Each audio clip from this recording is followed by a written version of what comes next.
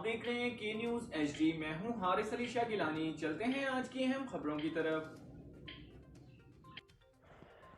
رخ کریں گے ساہیوال کا، جہاں سے رپورٹ کر رہے ہیں ہمارے نمائندے علی رضا۔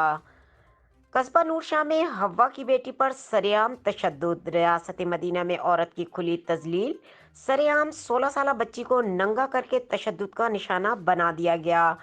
تفصیلات کے مطابق قصبہ نور شاہ کے باثر زمیندار اجم شاہ کھگا نے سڑک سے جانور ہٹانے میں دیر ہونے پر غریب دیہاتی محمد ذاکر اور سیر کی 16 سالہ بیٹی رانو بی بی اور اس کے کمسن بھائی کو سرعام سڑک پر ننگا کر کے تشدد کا نشانہ بنا ڈالا۔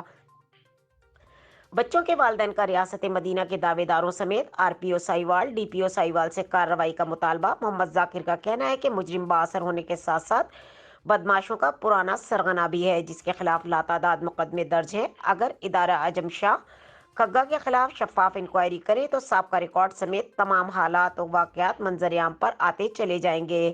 پہلے بھی ضلع ساہیوال کے اداروں سمیت تمام افسران و ملازمین اجم شاہ کے جابر و ستم اور حالات سے بخوبی واقف ہیں، جو ہمیشہ ہی اپنے خلاف ہونے والے مقدمات کو سیاسی انتقام کا نام دے کر صاف بچ نکلتا ہے۔ اداروں کی اطلاع کے لیے عرض ہے کہ عرصہ 4 سال قبل اجم شاہ کھگا سرکاری ڈاکٹر پر تشدد کرنے کے جرم میں جیل بھی گیا تھا، جس کے بعد چند سیاسی اور لوگوں سمیت اجم شاہ کھگا نے وقت حکومت کو اسٹرام دیا تھا کہ آئندہ وہ کسی بھی غیر قانونی سرگرمیوں کا حصہ نہیں بنے گا۔ مزید خبروں اور اپڈیٹس کے لیے ہمارے ساتھ رہیے گا، تب تک کے لیے اپنا خیال رکھیے گا۔ اللہ حافظ۔